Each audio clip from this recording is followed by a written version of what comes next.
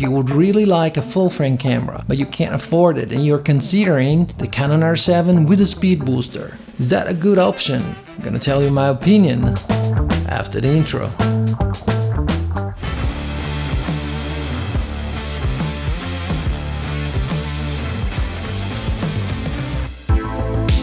What's up guys, Dan Frullani here and welcome back to a new video. What do I talk about today? Today I just want to answer one question that I get very often. The question is, I really like to get a full frame camera, but can't afford it. So what if instead of the Canon R6 or R6 Mark II, which is even more expensive, I get the Canon R7 and a speed booster? First thing to say is that if you want a full frame camera, the Canon R7 is not. It's a crop sensor camera that crops the image times 1.6. So that, for example, when we use a 16mm, it looks like a 25-ish or something like that. And when we use a speed booster, that focal length is multiplied times 0.71 and it increases the field of view, looking more like an 18mm or something like that. But since we are considering or comparing the Canon R7 crop sensor camera with the Canon R6, which is a full frame, a legit full frame camera, let me show you what they look like with a 16 to 35mm Canon EF mount. Right now I have it on my Canon R6 right here, and let's see, I'm gonna show it to you at 16mm 4K, and I'm literally 41 centimeters away from the lens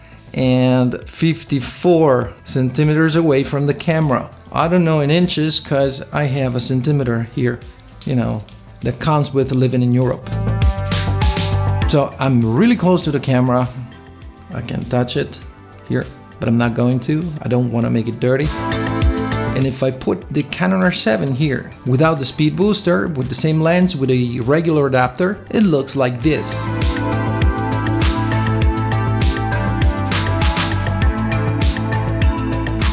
If I use the speed booster, as I told you earlier and in many of my other videos, we multiply the focal length times 0.71, so it would get closer to this, to what we see now here.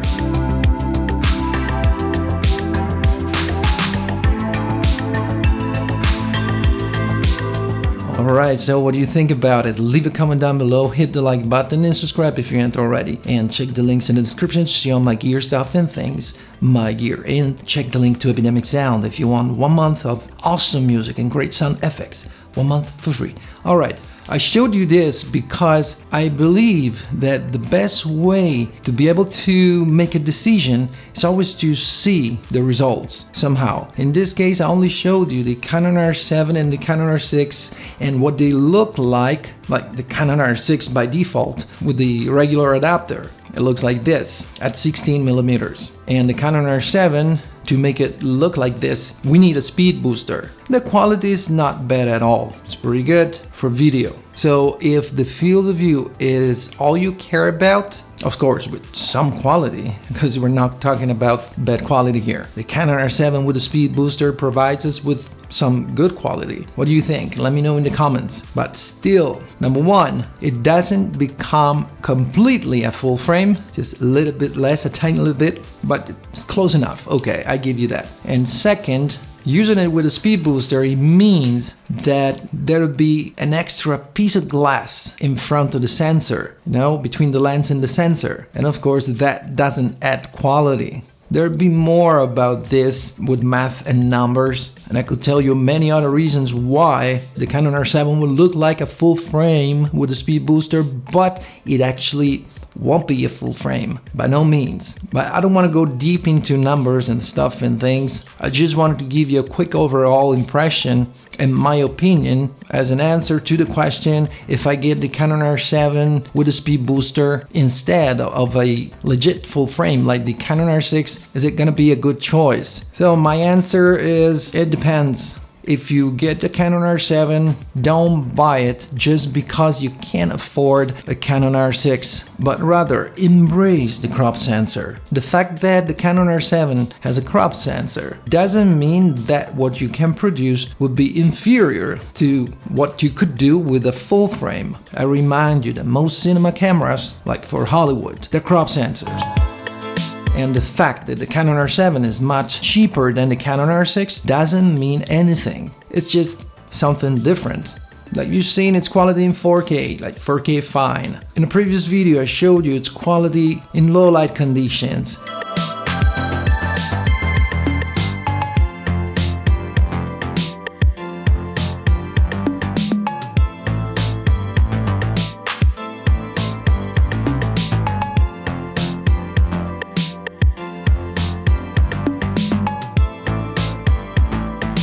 And before that in 120 frames per second. And man,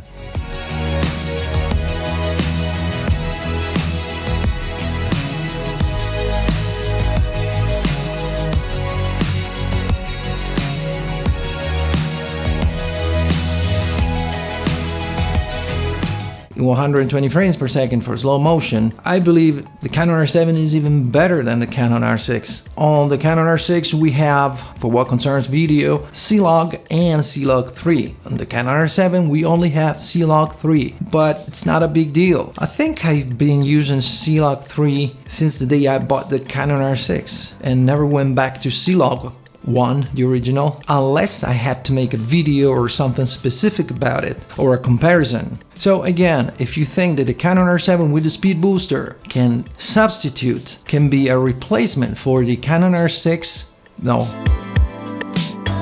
it's not. Maybe for video, a little bit, till a certain extent, but definitely not for photos. I wouldn't use the Canon R7 with the speed booster for photos, but again, that's gonna be your choice. Again, should you get the Canon R7 with the speed booster if you can't afford a Canon R6 or Canon R6 Mark II? If you really want a full frame camera for some reasons, let's say you have already owned a crop sensor camera for a few years and you feel like that's not for you, feel like you really need to jump to full frame, but you can't afford it. If you can afford the Canon R7 with the speed booster, that'd be $1,500 plus 300 or something for the speed booster, that'd be $1,800, $1,900. Well, I was thinking, why don't you get the Canon R8?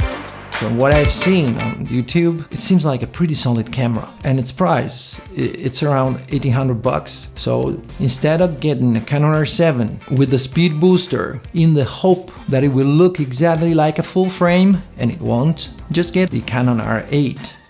Or, as I said earlier, just embrace the crop sensor, get an R7 and enjoy it. Then you can get a speed booster for fun and try it out and see what you can do with it. But again, if you want a legit full frame camera, get a legit full frame camera. Alright, I think I don't have anything else to say.